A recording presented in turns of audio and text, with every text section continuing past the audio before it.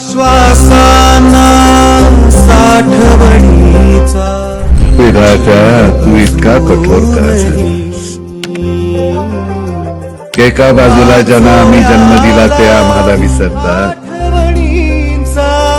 आणि दुसऱ्या बाजूला ज्यांनी आम्हाला जन्म दिला तो तूही आम्हाला विसरतोस.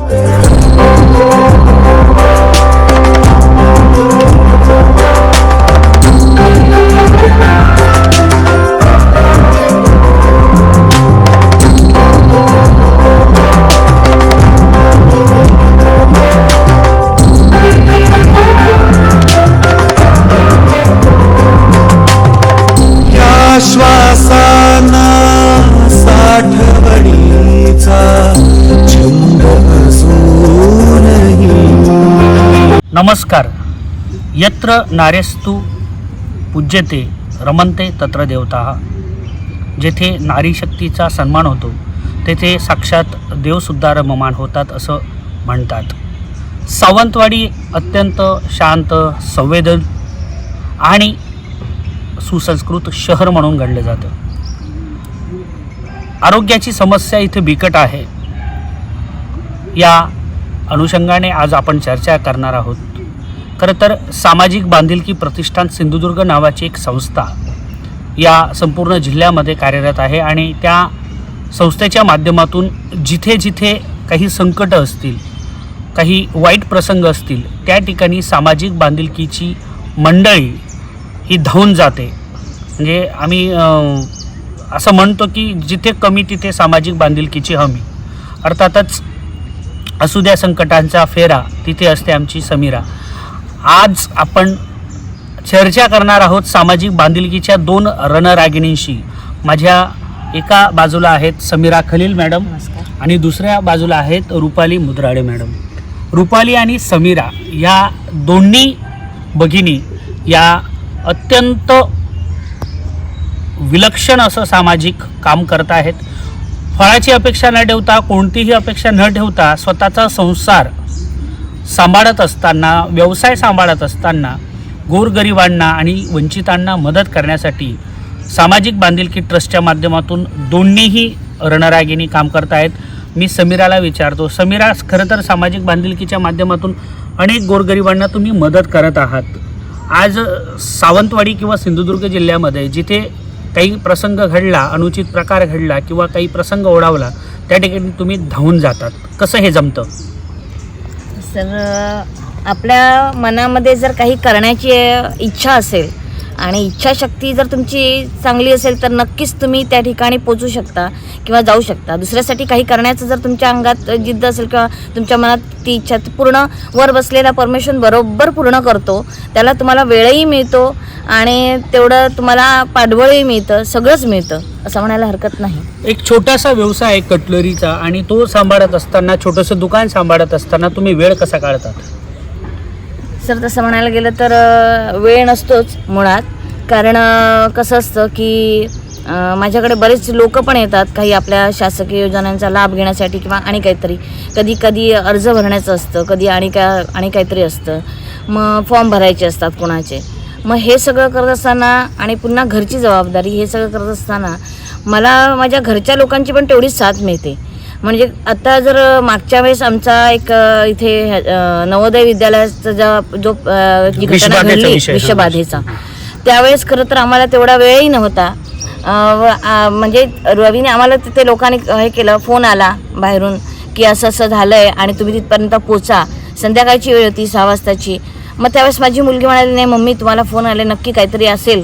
खरं तर माझ्या मुलीची तब्येत खराब होती त्यावेळेस, तिलाही तिची तब्येत खराब असल्यामुळे तिलाही फूड पॉयझनिंग झालं होतं पण घरात ती मग असं असताना मी त्या दिवशी निघाले घरातनं आणि तिथे गेल्यावर कळालं की तिथे पॅरेंट्स आहेत आणि मुलं आहेत, बाहेरून आलेले पॅरेंट्स आहेत.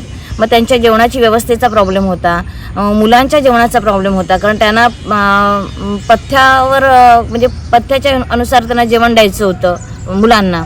मग त्या जेवणाची जबाबदारी आमच्या रुपा मुद्राने स्वीकारली.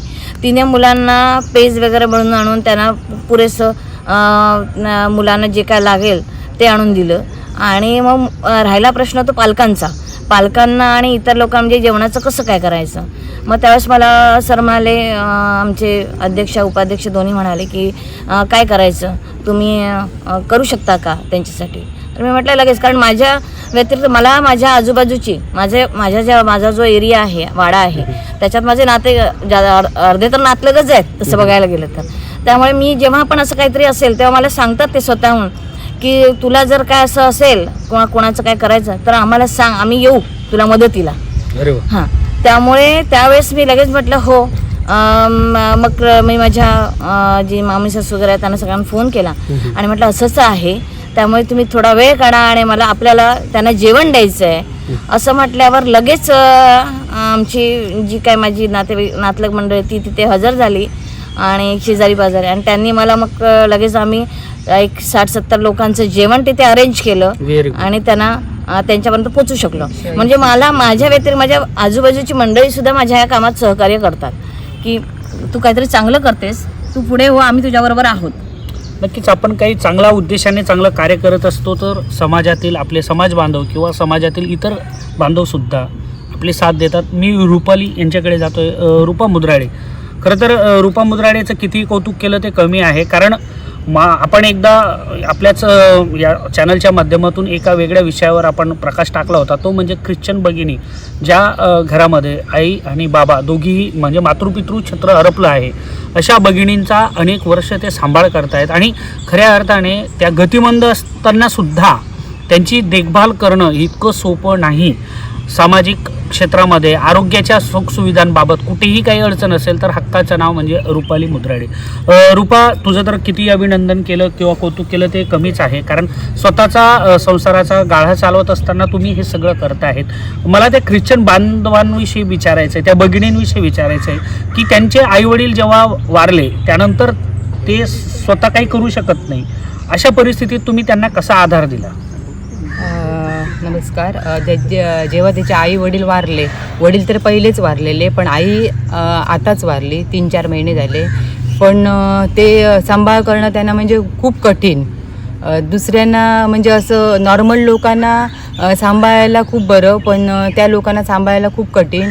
पण त्या तिथंही मी देवाने आम्हाला साथ दिला आणि आम्ही त्यांना सांभाळत आहोत. 3 मुली आहेत ते, आणि आता तर हल्ली मध्यंतरी 3 जणं एकदम आजारी होते, एकदम 15 दिवस.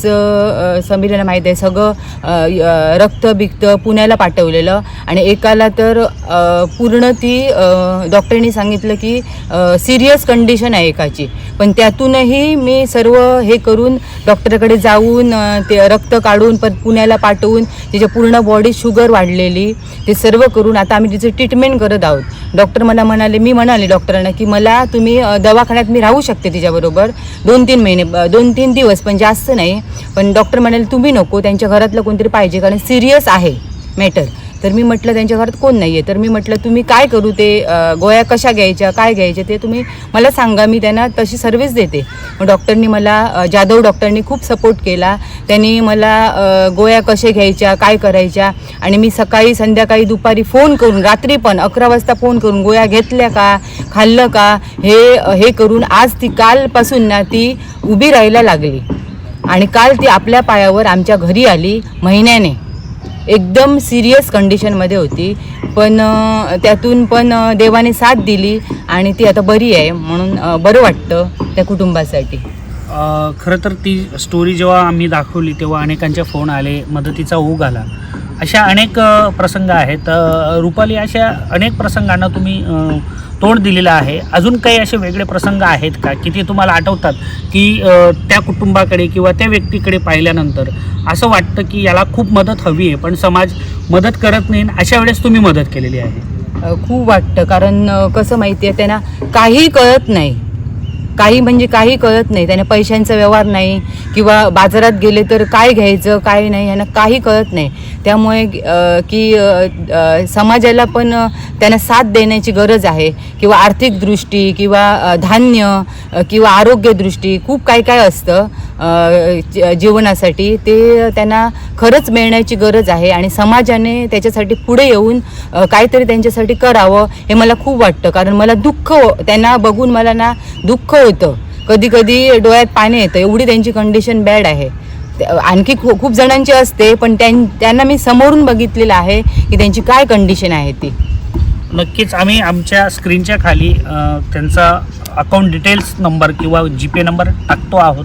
कृपया समाजातील दात्यांनी सढळ हाताने आपल्या या भगिनीला मदत करायची आहे. आपली मदत ही देवाला मदत होणार आहे, कारण ही सगळी दैवी मंडळी असतात. देवाने त्यांना काहीतरी कमी दिलेलं असतं आणि म्हणून काहीतरी कमी दिल्यानंतर जेव्हा भगवंत अशा रुपाली मुद्राडे असतील किंवा आमच्या समीरा असतील किंवा रवी असतील, ह्या सगळ्या मंडळीच्या देवदूताच्या रूपाने त्यांना मदत करत असतात.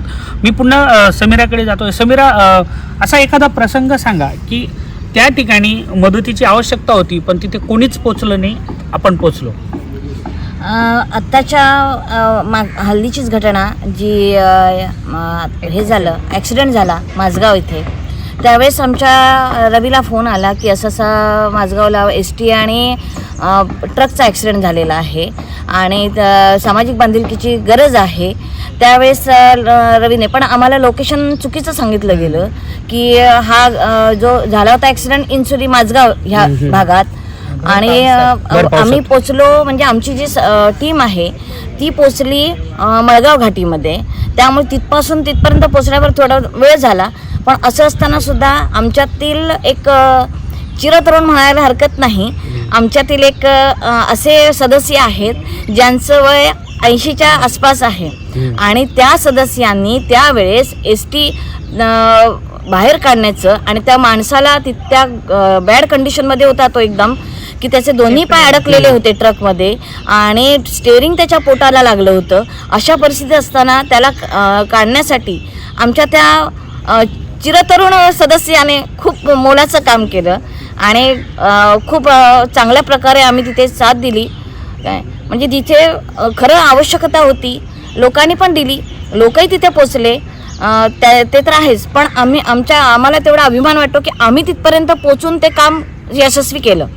नक्कीच खऱ्या अर्थाने अपघात कुठताही असेल तर अपघाताच्या प्रायमरी जी स्टेप असते ती म्हणजे त्या अपघातात जे काही जखमी आहेत त्यांना त्या कंडिशनमधून बाहेर काढून जवळच्या नजीकच्या हॉस्पिटलमध्ये दाखल करणं. आणि हे काम एकदा नव्हे अनेकदा शेकडोदा सामाजिक बांधिलकी प्रतिष्ठान सिंधुदुर्गची संपूर्ण टीम करते. रवी जाधव असतील, बागवे सर असतील किंवा रुपाली असतील किंवा आमच्या समीरा असतील किंवा पेडणेकर, संजय पेडणेकर असतील, यांची संपूर्ण टीम ही म्हणजे अगदी सकाळी पहाटे 4 वाजल्यापासून तर रात्री उशिरापर्यंत सावंतवाडी आणि ह्या परिसरामध्ये कोणतीही घटना किंवा कोणताही अपघात किंवा कुठलीही व्यक्ती ज्याला मदतीची गरज आहे, सामाजिक बांधिलकीची ही टीम अत्यंत जागृतपणे आणि अत्यंत कोणतीही अपेक्षा न ठेवता निर्व्याजपणे हे काम करते. मी पुन्हा समीराकडे जातोय. समीरा, मला सांग, आज समाजामध्ये रक्ताची नातीसुद्धा साथ देत नाहीत. म्हणजे आई आणि बाबा वृद्धाश्रमात टाकले जात आहेत, मुलांचा सांभाळ करण्यासाठी पाळणाघर आहे. अशा परिस्थितीमध्ये तुम्ही रक्ताचं नाही पण मांडलेलं नातं जे आहे दैवी, म्हणजे सबका ईश्वर एक ही है, सबका मालिक एक आपण साईबाबाचं म्हणतो. अशा वेळेस धर्म, जात, पंथ हे सगळी जी दारं आहेत ती झुगारून, धर्माचं बंधन झुगारून आपण खरोखर अत्यंत प्रशंसनीय काम करत आहेत. काय सांगाल? खूप बरं वाटतं सर. आणि काही वेळेस असं होतं की लोक आम्हाला आशेने फोन करतात. कालच मला एक झिरंग भागातनं फोन आलेला.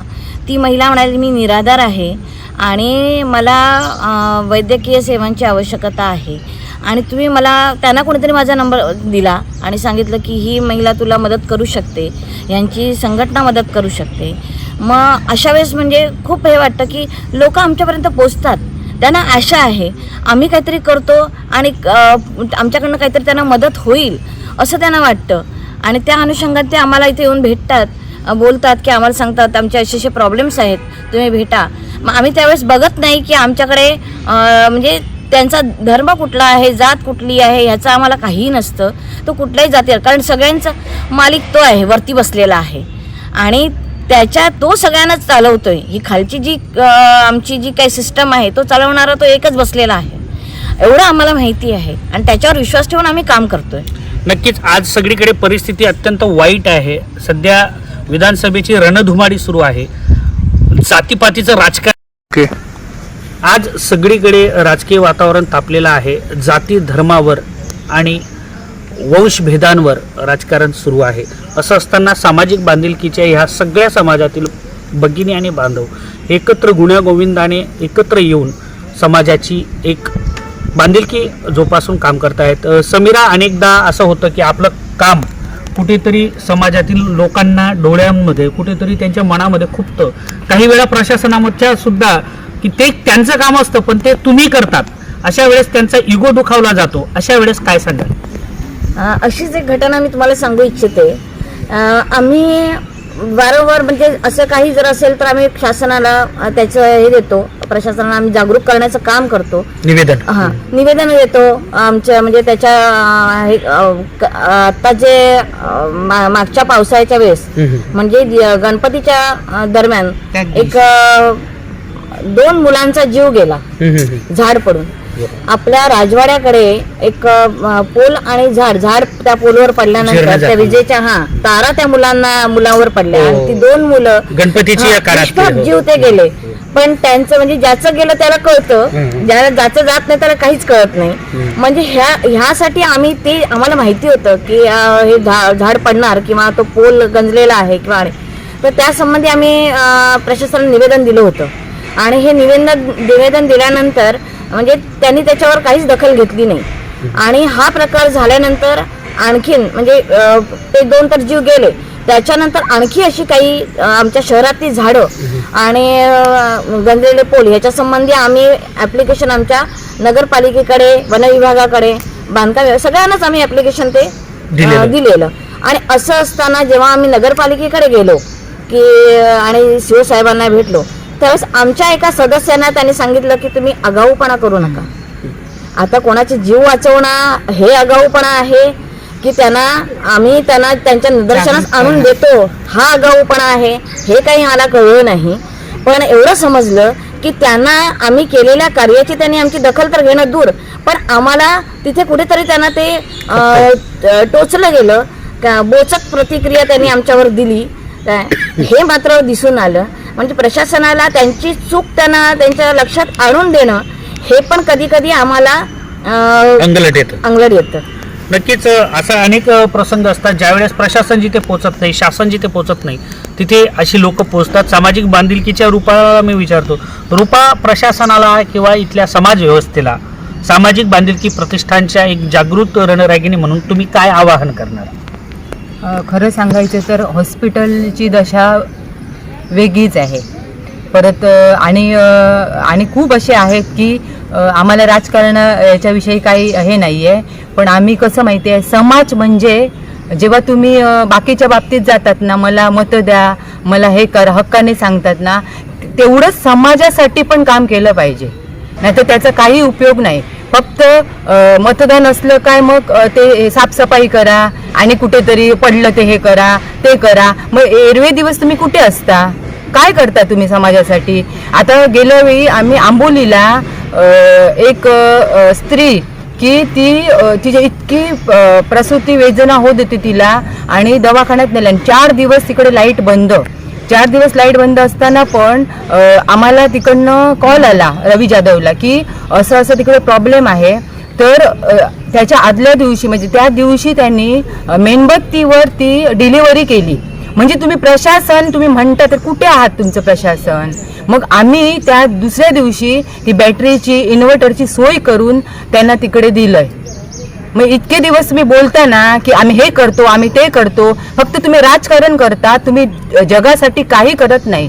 आणि हे आम्हाला सांगायचं आहे की तुम्ही जगासाठी करा, राजकारण बाजूला करा, कारण सामान्य लोक याच्यासाठी मरतायत. हॉस्पिटलमध्ये गेल्यानंतर हॉस्पिटलमध्ये सोय नसते, इथे जावा तिथे जावा तिथे जावा इथे जावा. मग तुम्ही काय करता? ॲम्ब्युलन्सची एवढी सोय केली, ॲम्ब्युलन्स कशाला पाहिजे? दवाखान्यात जी सोय पाहिजे ती दवाखान्यातच पाहिजे. नक्कीच ॲम्ब्युलन्सची काही गरज नाही. ॲम्ब्युलन्स कशासाठी असते? तुम्हाला इकडे नाही जमत तर बांबोलीला जावा, ह्याच्यासाठी ॲम्ब्युलन्स असते. ॲम्ब्युलन्स तुम्ही ची सोय करू नका, पण दवाखान्यासाठी काहीतरी करा, कारण आम्ही बघत आहे पेशंट मरत आहेत. हेच मला सांगायचं आहे. आजच्या राजकीय राज्यकर्त्यांना खऱ्या अर्थाने ही जी एक मोठी गोष्ट रुपालीने सांगितली ती म्हणजे तुम्ही आम्हाला ॲम्ब्युलन्समध्येच घालणार आहात का, आमची इथे सोय करणार नाहीत का. ॲम्ब्युलन्स वाटणाऱ्यांना हा खरा तर एक वेगळा मेसेज त्यांनी केलेला आहे. असो, आपण आजच्या या भागामध्ये आपल्यासोबत सामाजिक बांधिलकीच्या समीरा खलील आणि रूपा मुद्राडे होत्या. रवी जाधव यांच्या सक्षम नेतृत्वाखाली प्राध्यापक बागवे असतील, प्राध्यापक शैलेश नाईक असतील, संजय पेडणेकर असतील, रुपाली असेल किंवा समीरा असतील, यांची संपूर्ण सामाजिक बांधिलकी ट्रस्ट ही अत्यंत सामाजिक जागृतता ठेवून हे काम करते आहे. समाजातील इतर लोकांना सुद्धा त्यांनी आवाहन केलं आहे की आमच्यासोबत या, काम करा. आणि प्रशासनाला सुद्धा त्यांनी एक सूचक इशारा दिला आहे. आमचं काम जर तुमच्या डोक्यात आणि डोळ्यात खुपत असेल तरी चालेल, पण आम्ही ते अविरत सुरू ठेवू. प्रशासनाने सुद्धा याची दखल घ्यावी अशी विनंती करतो. नाही दखल घेतली तर वेगळ्या पद्धतीने विनंती वजा काही सूचना कराव्याशा वाटतील तर त्या नक्कीच वरच्या स्तरावरून केल्या जातील. तुर्तास मी इथेच थांबतो. मी रुपेश पाटील, व्हिडिओ जर्नलिस्ट साबाजी परबसह सत्यार्थ महाराष्ट्रासाठी, सिंधुदुर्ग, सावंतवाडी.